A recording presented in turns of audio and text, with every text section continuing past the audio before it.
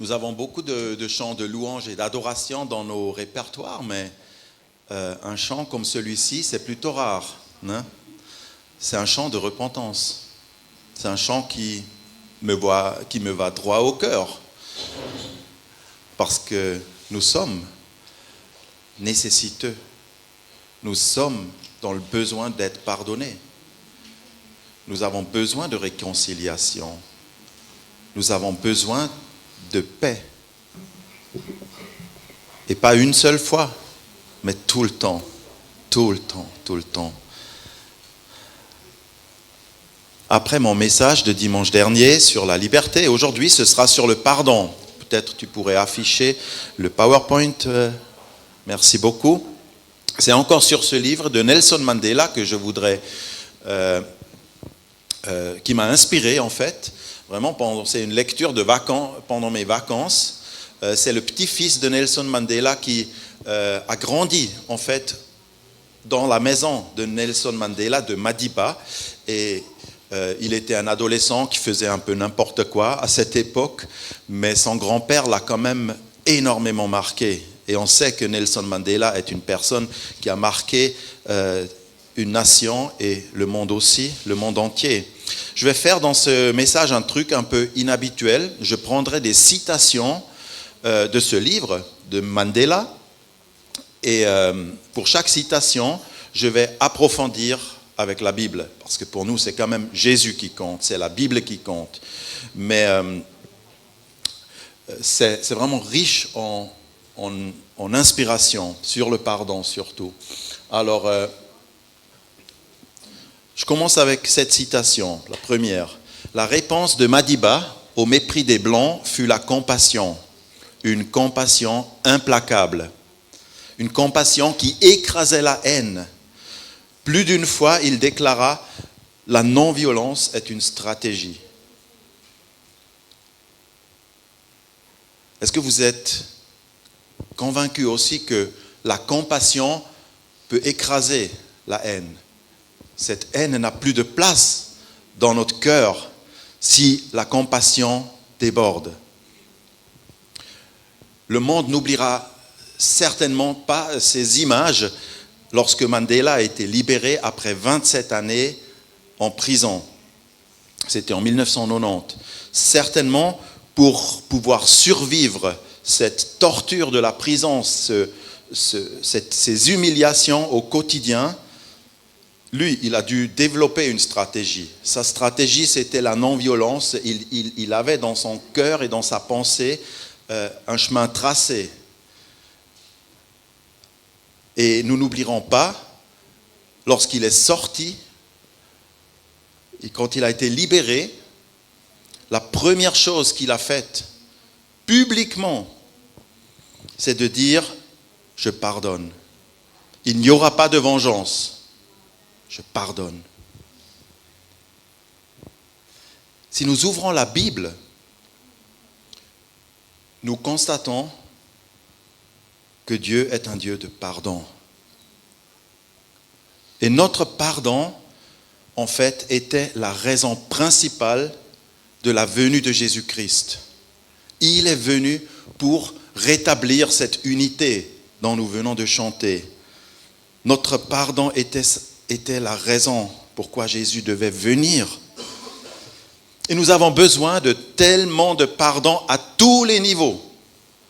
Nous avons besoin d'être pardonnés de Dieu, le pardon vis-à-vis de Dieu. Mais nous avons besoin de pardon aussi entre nous, de le vivre, de savoir c'est bon. Et nous avons des fois besoin aussi d'être pardonnés ou de nous pardonner nous-mêmes. Parce qu'il y a des choses où nous disons je n'arrive pas et c'est entre moi et moi-même. En fait, quelque part, c'est bloqué chez moi. Nous avons besoin de pardon. J'aimerais vous amener dans ce texte de Matthieu chapitre 9, verset 2, cette histoire où quelques amis, ils amènent un paralytique et ils le déposent aux pieds de Jésus. Et la première chose que Jésus dit à ce paralytique, c'est ceci. Jésus, voyant leur foi, il voit la foi de ses amis, Mais il dit au paralytique, « Prends courage, mon enfant, tes péchés te sont pardonnés. » Qu'est-ce que j'apprends ici? Je dirais, pour Jésus, le pardon des péchés était plus important que la guérison physique de cet homme paralytique. Peu importe quelle que soit ta maladie, ton handicap ou aussi peut-être les souffrances de l'âge, quand on sait que voilà, la fin s'approche, peu importe. Le pardon de tes péchés a la plus haute priorité parce que le péché est une maladie pire que toutes les autres maladies. Le péché te détruit de l'intérieur, il te sépare de Dieu, il te pourrit la vie, c'est comme un cancer, c'est comme la gangrène. Tu as besoin d'être pardonné. Ton premier besoin, Jésus l'a vu. Il n'a pas demandé quoi que ce soit, ce paralytique. Mais il a dit, tes péchés te sont pardonnés. Et je vais plus loin. Jésus, il a pardonné lui-même à ses bourreaux qui l'ont crucifié. Comment il a pu dire une chose pareille quand ils lui ont percé la main et les pieds par des clous? Leur dire, prier. Père, pardonne-leur, car ils ne savent pas ce qu'ils font. Cette prière montre que Jésus, il a pardonné. Et il a demandé au Père de le leur pardonner après. Ces hommes qui ont mis Jésus sur une croix ont commis la pire erreur qu'on puisse s'imaginer. Crucifier le Saint de Dieu. Comment c'est possible?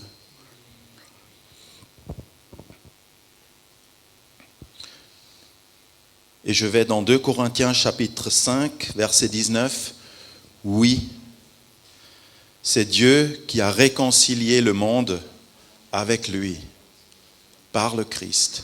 Il ne tient plus compte des fautes des êtres humains. Il ne tient plus compte de nos fautes, de nos péchés. Alléluia. Et il nous charge d'annoncer cette parole de réconciliation. Nous, à notre tour, nous sommes maintenant amenés à parler au monde, à dire au monde, il y a la possibilité d'être pardonné, il y a la possibilité d'être réconcilié avec Dieu. En effet, je résume un peu cette première réflexion. Dieu est un Dieu de pardon. Amen. Il est tout pardon. Il nous pardonne volontiers. Ça aussi, j'aimerais le dire. Dieu nous pardonne volontiers. Dieu n'est pas obligé de nous pardonner. Et Dieu ne nous pardonne pas du genre, bon, allez, c'est pardonné, mais je ne veux plus te voir. Non, s'il nous pardonne, c'est pour qu'il puisse nous accueillir comme ses enfants à nouveau. C'est pour qu'il puisse avoir une relation avec toi. Alléluia. Et ce pardon, il est réalisé, il est accompli et obtenu par Jésus-Christ. Il n'y a pas un autre. Ce n'est pas un pardon que nous puissions mériter ou nous acheter en faisant des bonnes œuvres, par exemple. J'aimerais te demander, est-ce que tu as reçu le pardon de Dieu? Est-ce que tu es pardonné? Aujourd'hui, je te pose cette question. Est-ce que tu ressens peut-être aussi que tu as besoin de faire la paix avec Dieu? Alors, je t'invite déjà pour la Sainte Seine que nous allons prendre tout à l'heure, dans un instant. La Sainte Seine, elle est cette invitation de Dieu, du Seigneur qui dit, voilà, je l'ai accompli pour toi. Le pardon est possible. Amen. Je vous amène dans une deuxième réflexion. C'est une citation que je vous ai déjà donnée la dernière fois, dimanche dernier, mais elle est vraiment très très bien, je trouve. Ça, c'est la cellule de Nelson Mandela. La liberté est indivisible. L'oppresseur doit être libéré tout comme l'oppressé. Un homme qui prive un autre homme de sa liberté est un prisonnier de la haine. Il est enfermé derrière les barreaux des préjugés. L'opprimé et l'oppresseur, tous deux, sont dépossédés de leur humanité. Haïr les Blancs aurait signifié d'échanger une prison pour une autre. Une des grandes questions du pardon, ou autour du pardon, est celle-ci. Est-ce que je dois pardonner l'autre même s'il ne me présente pas des excuses? Qu'est-ce que vous pensez? Nous sommes souvent du genre, bon, si l'autre il vient à genoux devant moi, là je vais négocier avec lui le pardon. Est-ce que tu penses que c'est ça le pardon? Ce qui me touche dans l'histoire de Mandela, c'est qu'il a pardonné déjà en prison. Il n'a pas attendu que le gouvernement de l'apartheid vienne lui présenter des excuses. Bien sûr qu'il est toujours mieux de se pardonner mutuellement ou de demander le pardon et de l'accorder de cette façon-là. Mais la Bible nous dit de pardonner de toute façon et rapidement. Amen, vous avez bien entendu. J'aimerais vous montrer maintenant un petit film, c'est un petit extrait du film Invictus, où vous allez voir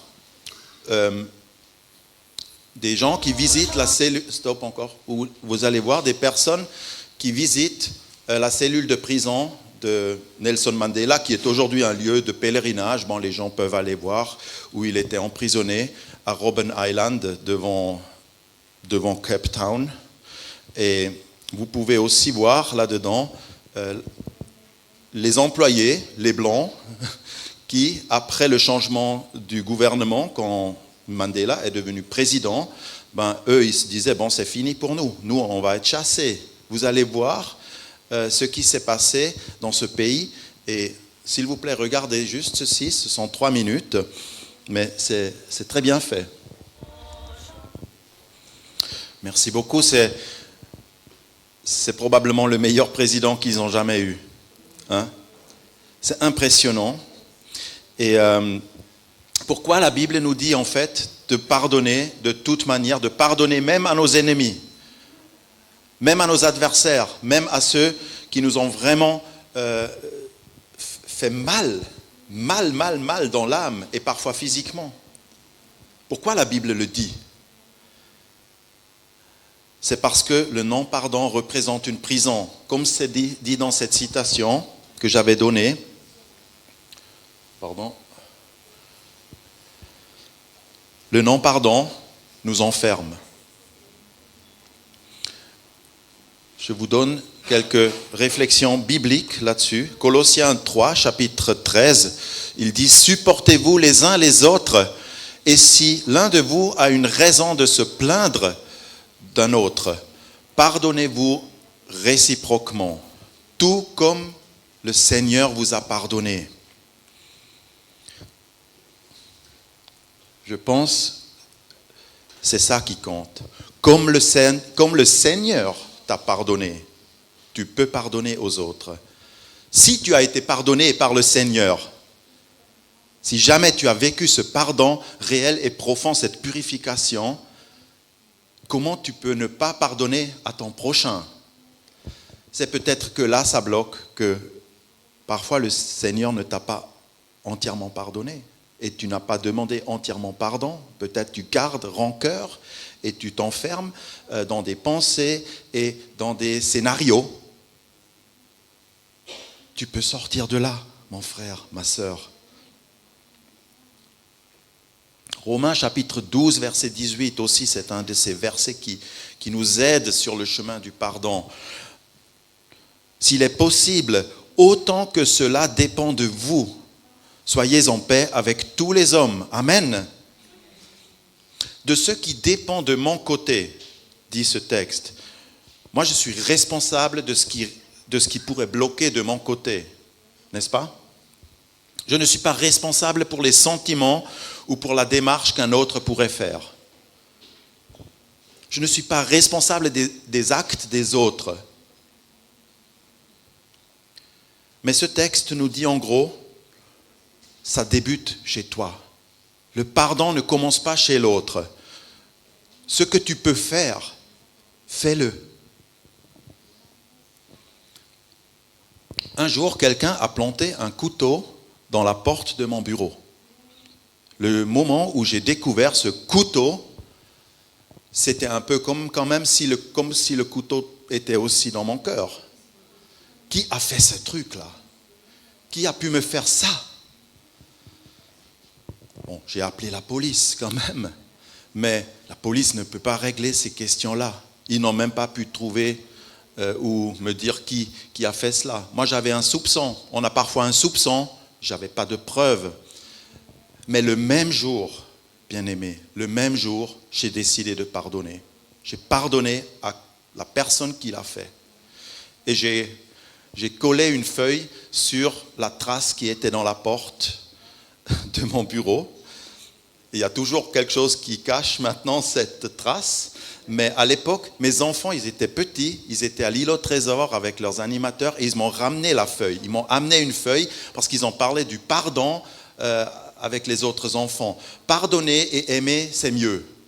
C'était écrit sur la feuille. Et puis ils ont fait avec leurs petites mains, ils ont appuyé leurs petites mains sur cette feuille. Et puis j'ai posé cette feuille là-dessus le même jour.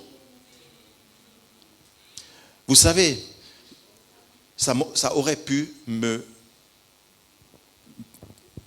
bousiller vraiment la vie. Ce genre de choses, ça peut même amener à ce que tu changes de travail, que tu puisses plus continuer de faire ton travail. Ça peut aller très loin, ce genre de choses. Vous êtes d'accord avec moi?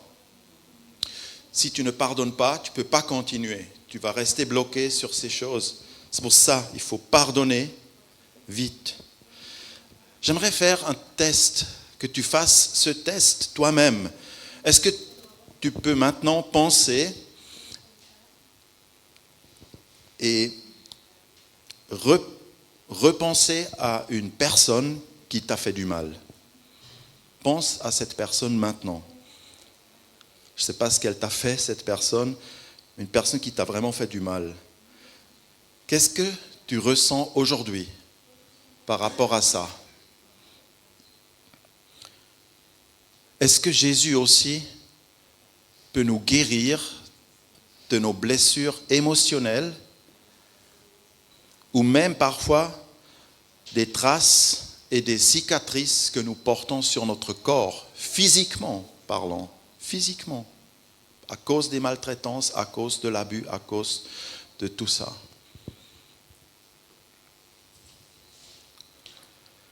Je te pose la question, est-ce que tu es libre par rapport à cette personne et par rapport à ce qui s'était passé? Est-ce que tu es libre? Parce que Jésus veut que tu sois libre. Ce n'est pas pour faire une paix superficielle avec un malfaiteur ou avec quelqu'un qui a agi de façon vraiment violente. Ce n'est pas ça. Mais Jésus veut que toi, tu sois libre.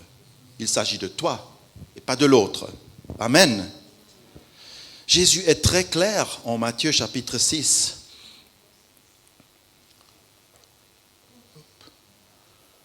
Si vous ne pardonnez pas aux hommes, votre Père céleste ne vous pardonnera pas non plus vos fautes. Notre non-pardon peut tout bloquer. Et finalement, nous restons prisonniers du péché, prisonniers du mal qui a été fait, prisonniers de nos ressentiments. J'aimerais aller un peu plus loin et donner une troisième réflexion qui approfondit ce que je viens de dire. Une fois devenu président d'Afrique du Sud, vous savez, Mandela, il était en position de force. Il avait 90% de la population, qui sont les Noirs en Afrique du Sud, il les avait derrière lui, et la plupart de ces gens, ils ne voulaient qu'une chose, faire table rase, vengeance. Mais Nelson Mandela n'est pas rentré dans cette dans cette perspective. Et le petit-fils de Mandela, il écrit, il nous croyait capables de faire mieux que de sombrer dans le chaos et la vengeance. Il a eu 10 000 jours en prison pour réfléchir à la meilleure manière de s'y prendre. Nous devions aller de l'avant ensemble. Plusieurs races, un seul pays. Amen. Une fois devenu président, vous imaginez, une fois vous êtes dans le rapport de force, une fois que vous pourriez écraser celui qui vous a fait du mal. La Bible parle aussi d'un homme qui est arrivé au pouvoir et qui ne s'est pas vengé. C'est qui? Il y en a eu beaucoup, mais je prends David, le roi David. Lorsque le roi David est devenu roi, vous savez, le roi David est un grand exemple de pardon. Pour moi en tout cas, parce que de son vivant, David a épargné plusieurs fois la vie du roi Saül. Et le roi Saül, c'était vraiment un ennemi, un persécuteur et un fou, finalement, vraiment un paranoïaque aussi, comme tu disais. Il se sentait persécuté. Et quand le roi Saül est mort, David a pleuré sur lui. Lisez une fois cela, c'est très très puissant. David a pleuré sur le roi Saül. Vous lisez ça ici, 2 Samuel 1. David saisit ses vêtements et les déchira, et tous les hommes qui étaient auprès de lui firent de même. Ils firent une cérémonie funèbre, ils pleurèrent et jeûnèrent jusqu'au soir à cause de Saül et de son fils Jonathan. Comment tu peux pleurer sur quelqu'un qui t'a fait autant de mal ? Nous, peut-être, on se réjouirait. On se réjouirait quand celui qui nous a torturés, qui finit mal, il a un cancer, tant mieux pour lui. Non, je ne sais pas. Mais ça, c'est ce qui peut se passer dans un esprit humain, n'est-ce pas ? David, il a pardonné, il a pleuré sur son pire ennemi. Et vous savez ce qu'il a encore fait ? Une fois qu'il est devenu roi,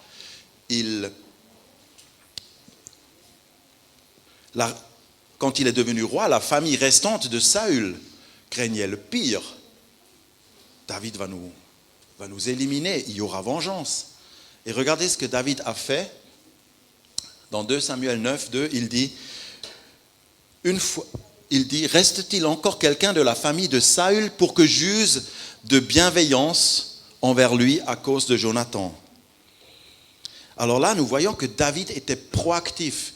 Il dit, je vais chercher encore les survivants de la maison de Saül. Et je ne vais pas le faire pour les mettre en prison ou pour leur faire le procès. Non, je vais le faire pour user de bienveillance. Et il a trouvé un homme, infirme d'ailleurs, paralytique aussi, suite à un accident, Méphibosheth. Et cet homme, il l'a accueilli, le roi l'a accueilli dans sa maison. Et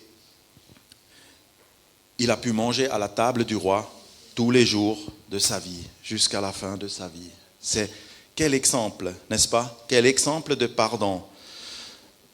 David, en fait, a uni le pays d'Israël par le pardon. Nelson Mandela, ce que nous avons vu dans le film aussi, par le pardon, il a uni la nation. Je peux te dire quelque chose. Par le pardon, tu construis l'unité de ton foyer. Amen. Par le pardon, tu rétablis la paix. Par le pardon, tu poses les fondations pour les futures générations, pour tes enfants. Parce qu'ils voient comment ça se passe chez toi, dans ton couple. Comment vous pardonnez mutuellement. Amen. Parfois, les gens dans les familles ne se parlent pas, ne se parlent plus. Il y a un froid et chacun campe sur sa position. Ce n'est pas nécessaire. Je vous donne une dernière réflexion, je partage une dernière réflexion. En fait, quand le petit-fils est venu vivre chez Madiba, chez son grand-père, il lui a dit, Madiba lui dit, alors t'es bien arrivé? Tout se passe bien? Il dit oui, tout se passe bien. Tu parles anglais? Oui, oui, grand-père. Il dit, et tu parles aussi l'afrikaans? L'afrikaans? Mais non, ça c'est la langue des Blancs. C'est la langue, elle est dégueulasse cette langue. Nous, les Africains, on ne parle pas afrikaans. Et Madiba, il me dit, tu dois l'apprendre, l'afrikaans. Madiba, il a dit, j'ai étudié l'afrikaans quand j'étais étudiant à l'école. Quand j'étais prisonnier plus tard à Robben Island, j'écrivais et je parlais mieux l'afrikaans que les gardiens de prison blancs. Ils ont commencé à me demander de les aider pour traduire et transcrire leurs lettres et documents. Le directeur de la prison devait échanger tous les 6 mois les gardiens de prison de peur qu'ils deviennent trop copains avec moi. Il dit en fait, nous étions censés être des ennemis. Mais si tu apprends la langue de ton ennemi, tu as du pouvoir sur lui. Pour vaincre ton ennemi, tu dois travailler avec lui.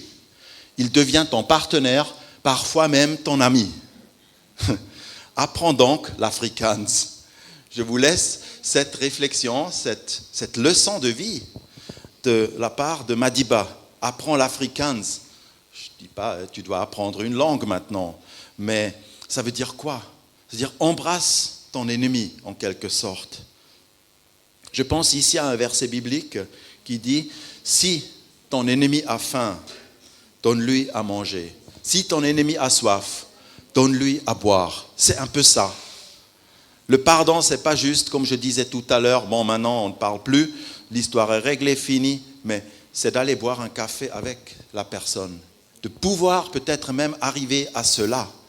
Je ne dis pas que c'est toujours facile, que c'est toujours possible, mais ça pourrait... Je donne un exemple personnel. Invite ton ennemi à ton mariage. J'avais un mec que je n'aimais vraiment pas du tout.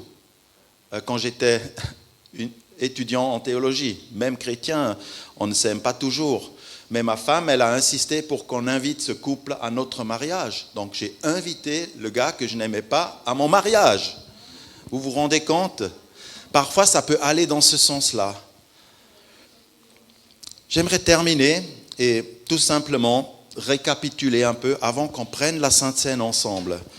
Parce que c'est bon de prendre la Sainte Seine, c'est bon de venir à Jésus. Mais j'aimerais que tu le fasses le cœur sincère. Amen. Tout d'abord, Dieu est un Dieu de pardon. Je l'ai dit et je l'ai redit. Et Dieu te pardonne tout. En Christ, c'est déjà fait. Alléluia, c'est fait. Maintenant, toi aussi, tu peux pardonner. On a montré cela. Tu peux pardonner. Est-ce que tu veux pardonner? C'est ça la question.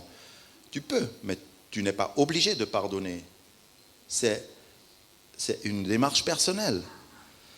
On a vu le pardon va te libérer. L'emprise du mal, l'emprise du passé, l'emprise du péché va être brisée par le pardon. Et tu seras libre de toutes ces choses. Le pardon aussi est le début de la guérison. Je suis convaincu que toute guérison intérieure commence par le pardon. Et tu ne peux pas guérir de certaines de tes souffrances psychologiques ou émotionnelles ou de certains traumatismes si tu entretiens encore la rancune, la haine. Et comment Dieu peut te guérir si tu gardes ces choses? Et le pardon, il commence chez toi, je le redis aussi, sois le premier. N'attends pas que l'autre fasse le pas, fais-le toi. Et je dis encore, le pardon peut aboutir à une réconciliation. Parfois, la réconciliation n'est pas possible. Il y a des personnes qui sont dangereuses. Il y a des personnes qui ont fait du mal, qui sont tellement... On ne peut plus cohabiter avec eux par la suite. Vous voyez ce que je veux dire? On ne peut pas toujours se réconcilier et devenir copains ou amis ou avoir une bonne relation par la suite. Ce n'est pas toujours possible, mais le pardon est possible. Et parfois, la réconciliation est indiquée. Parfois, tu peux la vivre.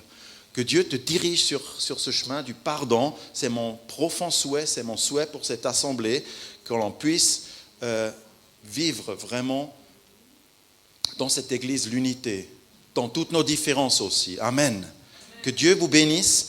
Et pour l'introduction de la Sainte Seine, maintenant, nous voulons prendre un chant que l'équipe de louange aussi a préparé. Merci de nous diriger maintenant dans ce temps de Sainte Seine où vous êtes finalement invités à la table du Seigneur. Voilà, venez, servez-vous, prenez le pain, prenez le vin, goûtez et voyez combien Dieu est bon.